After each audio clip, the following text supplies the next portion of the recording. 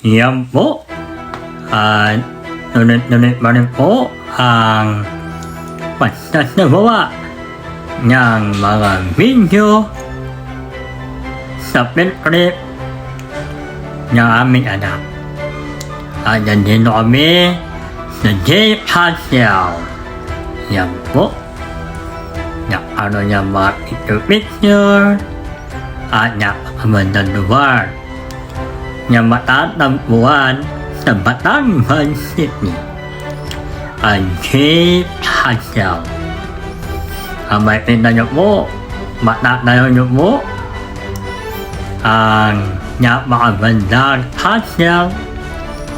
At pagpasok po, makikita mo natin na may iba't ibang mga painting, mga larawan, may mga movie theater na mga pambata.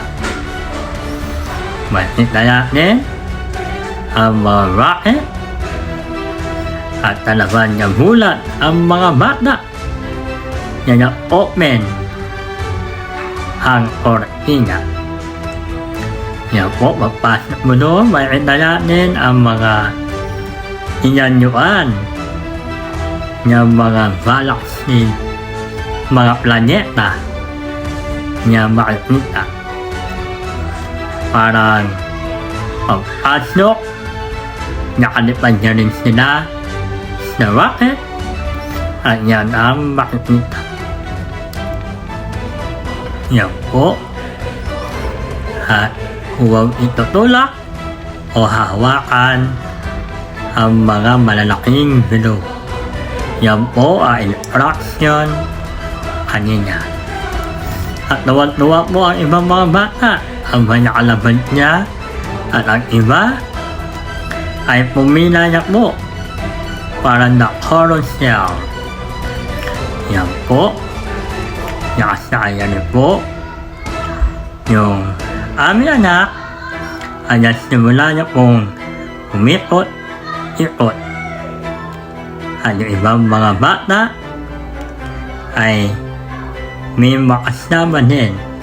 Yung iba ay wala. Yan po. Kaya napakaganda po niya. Na-enjoy po nila. Kaya napapunta sa loob ng J. Hassel. Ayan po. Kaya doon na pinuntahan, makikita natin yung mga nakabitin na parang punching bag. Iba't iba kulay na may mga naka-drawing na mga robot. Kaya yan po, makikita mo natin ang dinadaanan na maraming mga ilaw. At yan po, para alaban yan sa loob yung spaceship rocket.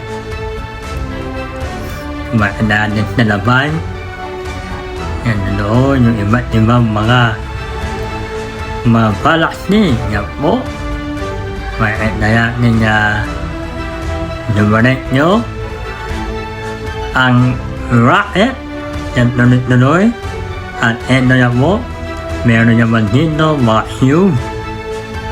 Yan, makaganda, makikita mo rin ang sa ilalim. Yan po. At ang gagawin po yun na dyan, sila ay papasok ang baba. Kaya makikita natin yan, may iba't ibang mga ilaw. Yan po. Napakaganda. Yan lugar na ito. Yan po. Yung mga bata, ini-enjoy. Yan po, ready up mo nila pumasok. At pinabuhuban sila ng mga sapatos. Yan po. At yung nakababayas nila, andyan na nila nababa. Kaya after na makababa, na in-line sila at kami ay bumaba. After na makababa, yung in-line ng mga bata, ayan mo yung inukutan. Yan po nila bumaba at nanunuyan nila sa mga bilog-bilog. Pwede nila mga tumatanong-tanong po sila doon. Yan po, may itong mo yan, i-enjoy po sila. Dahil na iba't ibang mga kulay na makikita. And after mo doon, ay lumabas na po, makikita niyo po yan, sila natalo yan ng mga maliliit na mga bilog-bilog na naroon. Yan po. Kaya po yung pinakahuli na sa loob ng pinuntahan namin, panlaban, alam niya po, nasa likuran niya kami, ang may pinayat ninyong Taal Lake, banda doon. Yan po. Kanina yung na unahan, harapan, ngayon ay sa laban. At meron ulit kami pinasukan. Yan po, napakaganda na lugar na parang paring. Yan, may mga tubig pa po sa loob na aming mga pinuntahan. Yan po ang lugar na yan. And after po doon, yan, sa mga salamin naman, may mga nakasabit po dyan at bawal din pong hawakan yun. Kaya makagandang lugar, makrintal, na after kulay blue, white naman. Yan po. Kaya yan makagandang lugar na maranasan, ma-enjoy ng mga bata. At yan po, may mga iba't ibang mga ilaw. Yan, may spaceship o UFO. No? Itinaya din na pelikula, yan nila ay kukuhain, iaangat. Yan po. Ang spaceship o UFO na kanina nangyitin dyan. Nalalabansin ng iba't ibang mga kulay. At yan po, minapalipat na ulit kami sa kabilang room. Yan po yung itsura ng UFO. Kaya iba't iba kulit mo yan. Yan po, palit-palit. And after po yan, yan po, nakalaban na po ulit kami. May another na yaman po na makikita. Yan po, dalawang pinabandaan.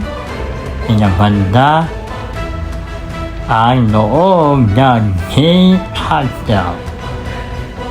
Yan po, kung titignan mo yan, para ang mahuhulog, nakaalula, yan dyan pa sa loob. Yan po, ang pahinga niya at mabod, nahiwalang sandali. At yung iba, tuloy-tuloy po ng mga magpapapicture. Yan, makita mo natin dyan. Yan, may mga Roblox mo yan. Mga kaya natin na umaandar-andar. And after mo yan, yan na po. Pwede din naman tuloy-tuloy. At may pinaya po. At nabayan din po ang mga bata na may aking anak. Kaya enjoy po nila. Makilala po yung katabihan, may korte niya, ayan po. Kilala po yung lugar sa laban. Kaya kami sa loob. Kaya maraming salamat po and bye-bye.